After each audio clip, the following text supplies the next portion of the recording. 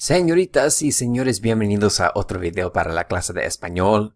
Español 2, Spanish 2, everyone. Welcome to my casa once again. Bienvenidos a mi casa otra vez y como pueden ver, es muy tarde. It's very late. Todos están dormidos. Everyone's asleep. Shh, shh, shh, shh. No hagan ruido. Don't make noise. So I have to speak a little softly because my babies are asleep and Mrs. Barbosa is asleep as well. And I'm just here being a night owl because I can. Thank you very much as always once again, señoritas y señores, for keeping up with your YouTube videos because that's just about the number one way from here until the end of the school year that you're going to be able to find or to know how to do the concepts I'm teaching you in la clase de Español. All right. So even though I'm not in the classroom physically, through the power of the interwebs and through modern technology, I am bringing the Español knowledge to you. All right. So just like how I'm teaching from the comfort of my casa, you guys hopefully are picking this up from la clase or from your own casa. All right. But, and I've been telling you this all school year long, ladies and gentlemen, you only get back what you put in la clase de Español. So at this point in the school year, I really hope that you're putting in the work because it's not easy. No es fácil. As we progress picking up the Español language, it gets more difficult. Okay. Building that house. Okay. Got that foundation. All right. But now you build up. That house is not going to stand if it's a shaky foundation, people. All right. So there's no way that you can do well in la clase de Español unless you get the basics down first. And part of the basics is level 1, level 2 Spanish.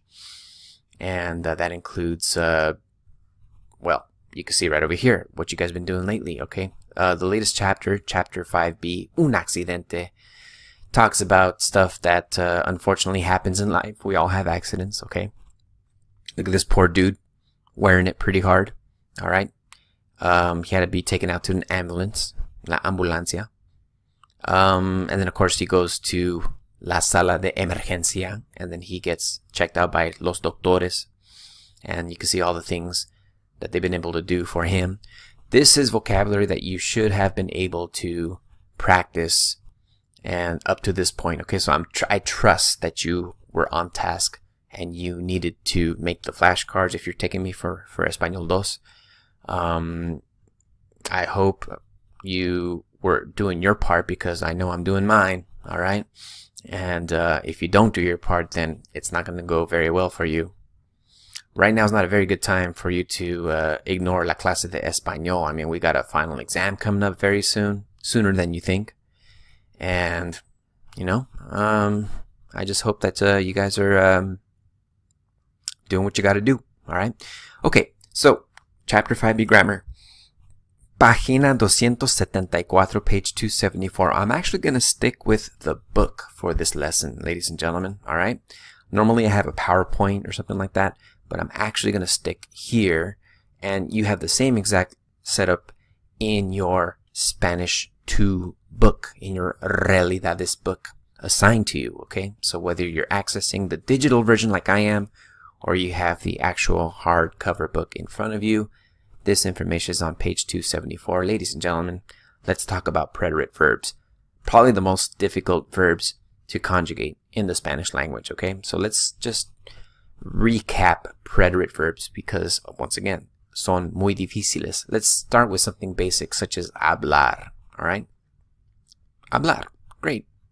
So, you know, in the present tense, it's hablo, hablas, habla, hablamos, hablan. And if you've been paying attention to the imperfect tense, then since it ends in AR, hablar ends in AR, then it ends in aba, abas, aba, habamos. So, hablaba, hablabas, hablaba, hablábamos, hablaban. Okay, but then right over here, preterite tense. This is what gives a lot of people fits. So I present to you the knowledge, but it is entirely up to you to practice. Tienen que practicar. You can jump on the same website that I use even to help me out, because even though I'm teaching Spanish once in a while, I will still come to this website to help me out with the more advanced Español. So, as I told you before, you know, learning Spanish is never a destination. So it's always a journey. Enjoy the ride. So, hablar, preterite tense. Yo hablé. Tú hablaste. Usted, él, ella habló. Nosotros hablamos. Ustedes, ellos, ellas hablaron. And as you can see, these conjugations right over here use a pattern. These are considered regular conjugations, regular preterite verbs, okay? But then also, a while back, I showed you an irregular conjugation, such as something for the verb estar. So check it out. Look at this. So as you can see, the verb estar, to be, does not use the same endings as hablar did. It has its own thing going. Yo estuve, tú estuviste, usted, él, ella estuvo, nosotros estuvimos, ustedes, ellos, ellas estuvieron. And I told you a long time ago when we covered that, you have to put it up here in your memoria, alright? So that one was really tough. Another one that we learned a while back was this one, tener. And this one also had a wacky conjugation, not regular. Actually, these would be irregular conjugations. Yo tuve in the preterite tense. Tú tuviste. Usted, él, ella tuvo. Nosotros tuvimos. Ustedes, ellos, ellas tuvieron. So once again, very difficult conjugations. And you gotta make time for Español, okay? A lot of these... a lot of people who don't do well in a clase de Español, the number one reason why they don't do well is that they just simply don't put the time and the care and the effort that the Spanish course requires. That's it, okay? You're not, trying to come up with theorems, or you're not doing, chemistry or something advanced trigonometry or rocket science or anything like that. No, all it really is time, care, effort. You're gonna have to minimize your distractions and pay attention to la clase de Español. Because, again, Español tends to be the little kid at the little kids table during Thanksgiving, you know? I mean, like, everyone knows that foreign languages, world languages, has that reputation. Anyway, so let's move on. What I want to tell you is this. So you saw estar, and you saw, what else did tener. Okay, so those were irregular, right? Well, those were not the only irregular preterite conjugations. Right here on page 274, you can see there's a few more. Venir, poner, decir, traer, and, let's go down the list. Okay, well, actually, let's just read this together, you and I, okay? How's this?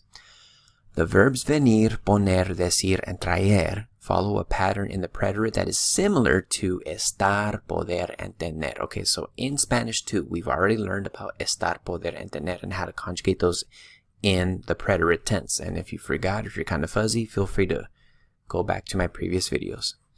All of these verbs have irregular stems and use the same unaccented endings. Okay, so no accent marks. That's a good deal. Okay, don't have to worry about where an accent mark goes here. But just like Lego blocks, you gotta put the pieces together, okay, and mix and match, mix and match, mix and match. So let's take a look at this yellow chart on the left right over here, okay? And let's just go down the list of all the infinitives that follow these patterns. Here we go. Decir, to say. Believe it or not, you're gonna be changing the stem.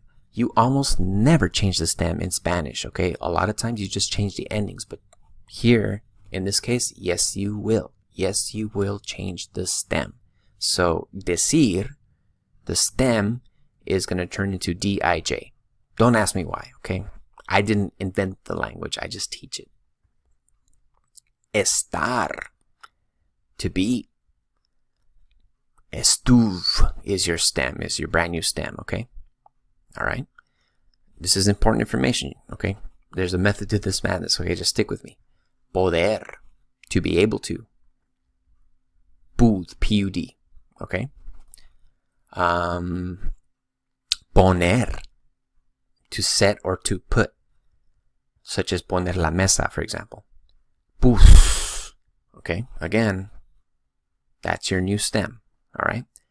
Tener, to have. Tuve. I think we've learned that a while back, but it's good to see it again. Traer, to bring. Traj. And then finally, venir, to come to a place or an event. Vin. Okay, you guys with me so far? We have not added the endings just quite yet. We're still working on the stem of your conjugations, and here they are, okay? So once again, you take these right over here. This is your first ingredient, all right? These are all preterite conjugations. And the next thing that you do once you have your new stems, after you work them out from what their infinitives were, now you put these endings right over here, okay? So check it out. Decir, to say. I changed decir into dij, all right? And then, depending on who said what, that's when I put the endings. So check it out. Yo dije. Are you guys with me? Yo dije. I said. Tú dijiste. Again. Tú dijiste. All right? Usted, él, ella, dijo. You guys picking this up now? Usted, él, ella, dijo. Nosotros dijimos. Nosotros dijimos. We're going to skip this ending right here, ishtesh, because we're in the Americas. It's a Spain-only thing. And from my experience, I've been to Spain.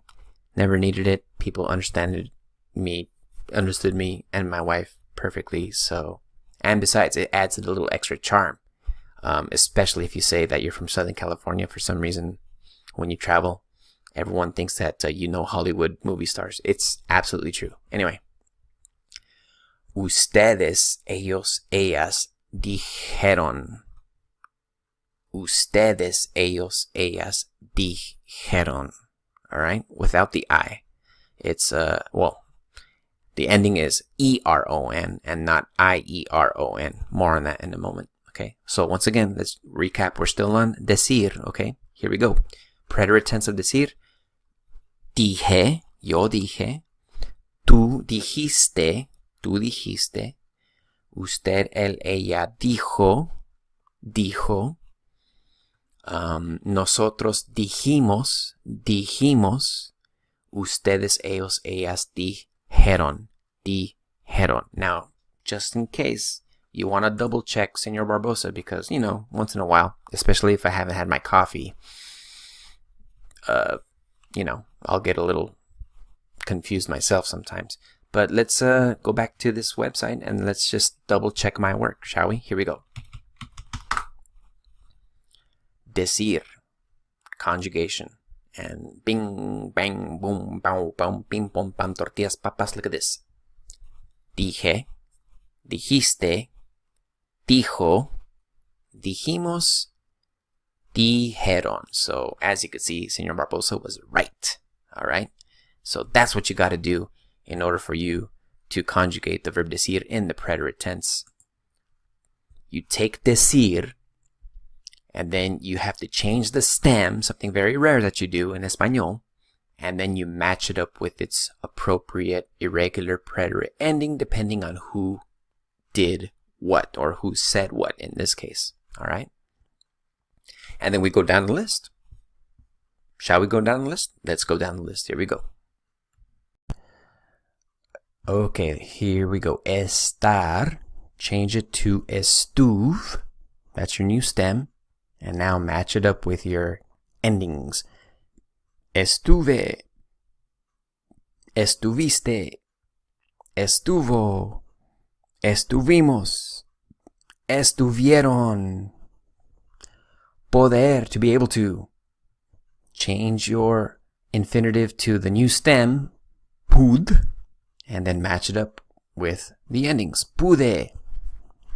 Pudiste. Pudo. Pudimos. Pudieron. Poner, to set or to put. same procedure. Your new stem is pus. And now, yo puse. Tú pusiste. Usted, él, ella puso. Nosotros pusimos. Ustedes, ellos, ellas pusieron. Tener. Okay, we covered this before, but here we go. Tuv is your stem. And now it's tuve. Tuviste. Tuvo. Tuvimos. Tuvieron. Traer. All right. Now, traer changes to traj. That's your new stem. And then match it up with your endings. Traje. Trajiste. Trajo. Trajimos. Trajeron. And then venir finally. Vin is your new stem. Vine. Viniste. Vino. Vinimos. Vinieron. All right. All of these need to be memorized. So as you could see, practice, practice, practice. Okay, just one quick final note. Notice that when I was talking in the ustedes, ellos, ellas form for decir and traer, notice that I said dijeron, and I did not say dijeron, okay? So just know that the correct pronunciation is dijeron. Same thing with traer.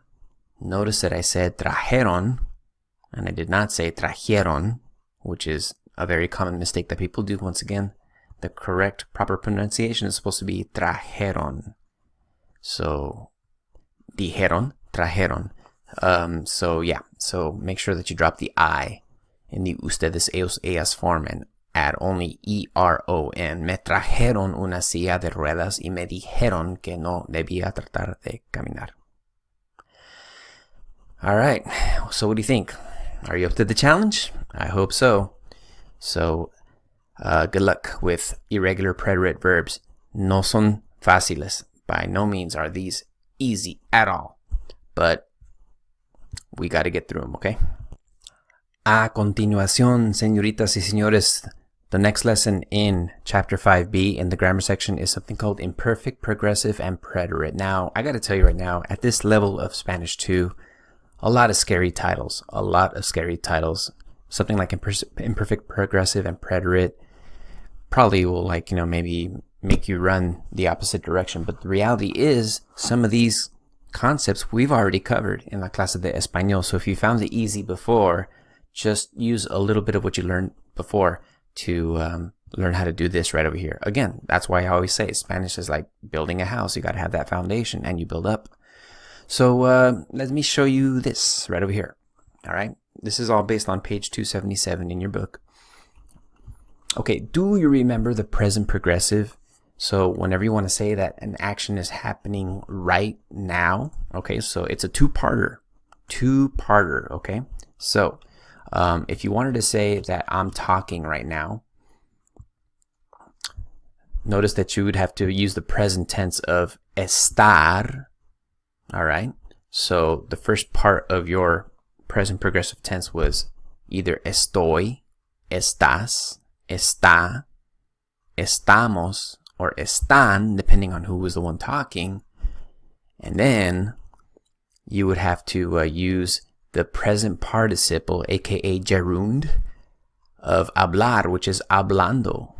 All right? So if I'm talking right now, yo estoy hablando. If you're talking right now, tú estás hablando. I think we covered that a few months ago. So again, this is something called the present progressive tense. Again, if you're fuzzy on that, then go back and see if you could do the research. So yeah, so estoy hablando, I'm talking right now. Estás hablando, you're talking right now. And then está hablando, estamos hablando, están hablando, if you want to say that something is happening right now. Well, you're going to use the same ando and yendo actions for this right over here, okay? The only difference is the time frame when this all went down, okay? So before, it was happening right now. Now, we're going to throw it back to the past, all right? And that's just about the difference that you need to know.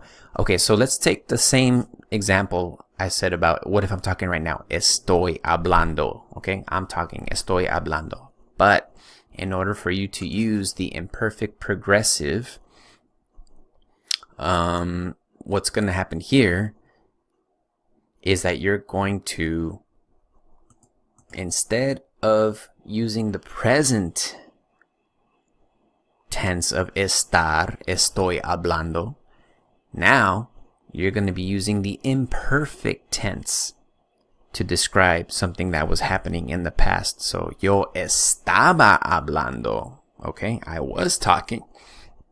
Okay, are you following with me?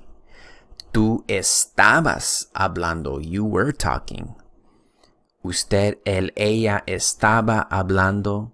Nosotros estábamos hablando. Ustedes, ellos, ellas estaban hablando. Okay, so once again, it's still a two-parter. Okay, the first part is a form of the verb estar, this time in the imperfect tense, plus your ando or yendo action that was happening in the past. All right, let's get back to this.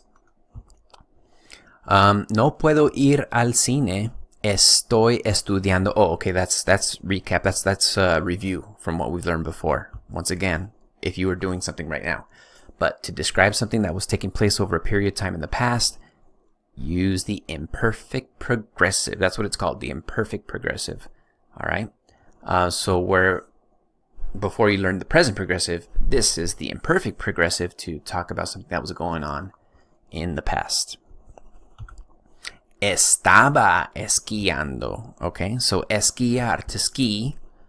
Well, if you remember, if you're doing it right now, it's ando, or it ends in ando, esquiando. But again, now the time frame of this whole thing has changed. It's not happening right now anymore. It happened in the past. Estaba esquiando. I was skiing. Cuando me caí y me torcí la rodilla. Okay, I fell and I twisted my knee. The imperfect progressive describes what was taking place while the preterite tells a specific occurrence in the past or interrupts the action. Okay, so that's why it says in the book imperfect progressive and preterite, because the imperfect progressive is what was happening and then the preterite interrupted it. Okay, kind of like what we learned last chapter. So once again, something was happening already, setting the scene, and then something else happened that interrupted it. That's going to be in the preterite tense. All right. Ella estaba corriendo cuando se lastimó el tobillo. Okay, so here we go. Estaba corriendo. Imperfect progressive tense. She was running cuando se lastimó el tobillo. That action interrupted her running. Se lastimó. Lastimarse, but in the preterite tense. Se lastimó. So she hurt her ankle. All right. The present. Okay, let's see. Okay. This is definitely very important. Okay, so you already saw that when you're using your the present participle, which is your ando and yendo words. Yeah. So make sure that AR ending verbs end in ando. ER and IR ending verbs end in yendo, but then there's some spelling changes involved, okay? So if you're going to be using infinitives that end in IR, E changes to I and O changes to U in a lot of those conjugations. Let me explain. So, decir, diciendo, okay? So here's your stem change. What was originally an E right here, now it's this right here, okay? Pedir turns into pidiendo. Okay, be careful with that. Repetir, the second E changes to an I, repitiendo. Okay, so this one, I'm sorry. This one changes to this right there, okay? Seguir turns into siguiendo. Okay, make sure you're spelling these correctly, all right? Servir, sirviendo, vestir, vistiendo. And once again, ladies and gentlemen, we live in the golden age of the internets. So once again, if you're ever in doubt, go to a website like this one, Servir, And then see where it says present participle? There it is. That's exactly what you're looking for right over here. Sirviendo, not serviendo, sirviendo, because once again, you gotta make sure you have that stem change. All right. And then there's some other ones in the book right over here. Look at this. Dormir changes to durmiendo. All right. Creer changes to creyendo with the Y. Leer changes to leyendo with the Y. Traer changes into trayendo with the Y. All right. Oh, and then yes, most definitely it's the return of DOPs and IOPs, ladies and gentlemen. All right. So let me explain that part. Sometimes you're going to need to use DOPs, IOPs. So when you use those, you can put them before the verb estar, conjugated estar. So estaba, estabas, estaba, estábamos, estaban before that. Or you can add them, attach them like a Lego block after the ando or yendo word. Okay, so check it out. Let's take an action such as afeitarse, to shave oneself. Afeitarse, to shave oneself. So someone asks, ¿Qué estabas haciendo cuando te cortaste? What were you doing when you cut yourself? And then the person answering back says, Yo estaba afeitándome. Okay? Afeitándome. Remember, afeitarse is a reflexive verb, but then we change afeitar into the present participle, which is afeitando. And then the se part of afeitarse, then that is talking about the person who is doing the action, which is me in this case. So afeitándome. And since you pronounce it afeitándome, then the accent goes right there, okay, to preserve pronunciation. Yo estaba, imperfect tense, afeitándome. I was shaving myself when I cut myself. Or you can do this.